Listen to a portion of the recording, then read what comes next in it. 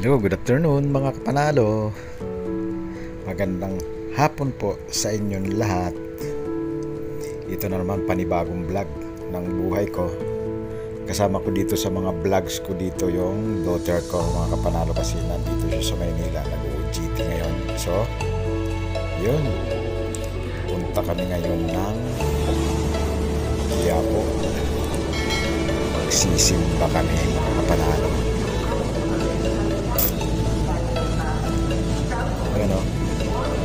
Ito yun yung time na papunta kami ng Quiapo. Yan na nga, ito, kararating lang namin dito mga panalo.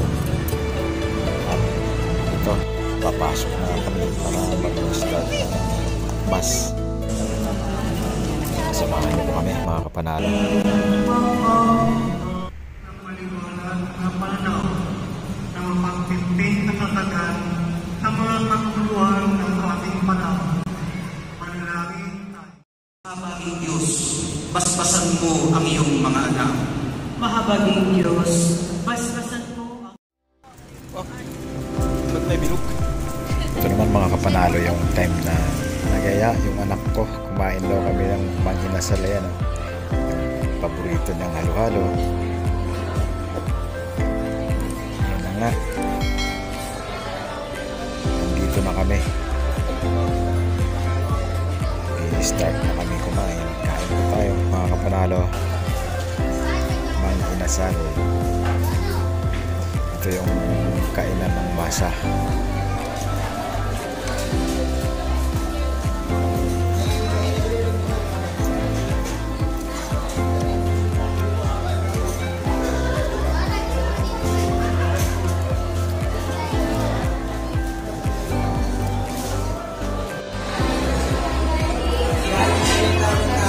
Kain tayo mga kapanalo. Manginasal. Ngayon mga kapanalo, nandito na ako kami sa UN sa KFC. Yung anak ko nagaya na naman kumain dito sa KFC. Ayan o, sabi ko sa kanya, ikaw na mag-order. Ngayon, mag-order na kami dyan mga kapanalo. Gusto niya kasi Turkish chicken, kaya yun ang in-order namin. Ayan o, Kain tayo sa KFC. mushroom soup. Boy. Kaya na tayo mga kapanalo.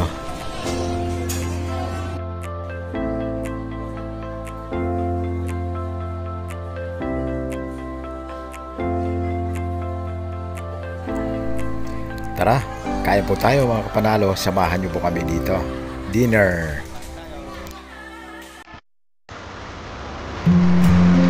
Ito naman mga kapanalo yung time na pag nasa labas sila ng City Garden, dito sila go-OJT sa Casa Ibarra, dito banda sa may Makapagal, dito sa MOA. Yan o. Kasi pag may time ako, sinusundo ko sila lahat, silang magkakaklase. Kasi nga malayo ito magko-commute pa sila from Casa Ibarra. Ginagawa nilang commute is to Baclaran, and then Baclaran to Palaw. Yun ang ginagawa nilang commute. Sobrang hassle kasi nga malayo, sa traffic pa. So ganun ang nangyayari. Kaya minsan sinusundo ko po sila mga kapanalo, kasi kawawa, pagod na sila kasi late na sila nakaka-uwi ng dorm nila. So ginagawa ko, pag napapaaga ako, ito video, kaya hindi mo sila makikita dito mga kapanalo. Nag-aantay ako niyan kasi gusto ko mas maaga ako sa kanila bago sila naglalabasan. Yun.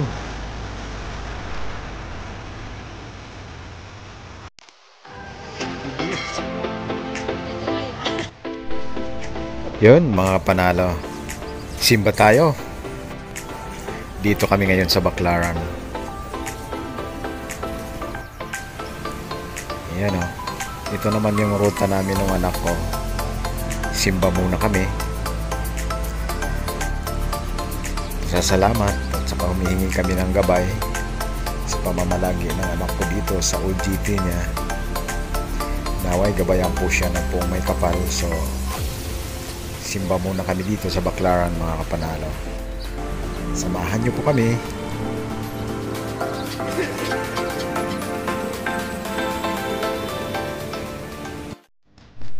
Yun, nandito kami ngayon sa Luneta mga kapanalo, night out. Yeah, nandito kami sa Luneta mga kapanalo.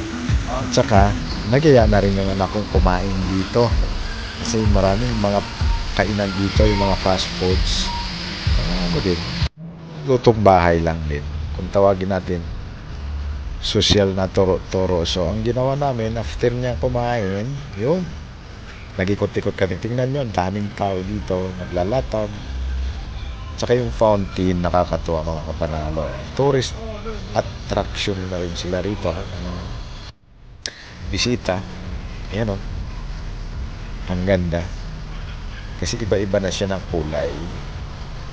So, mga kapanalo, siguro nanibago kayo dito sa Luneta. Yung mga matagal nang hindi napupunta at napapasyal, pasyalan nyo po mga kapanalo. Ang ganda dito.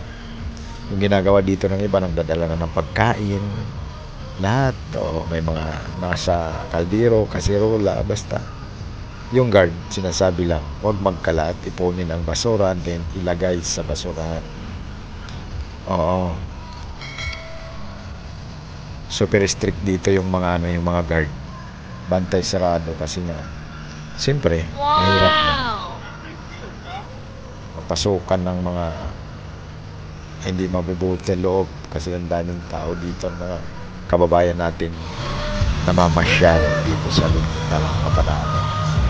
Wow, ganda talaga dito. Wow! Enjoy na enjoy yung anak to mga Kapanalo. Tara, samahan niyo po kami dito. So, pauwi na kami mga Kapanalo. Hanggang dito na lang. Maraming salamat sa panonood. Bye bye. Love you all, mga kapanalo.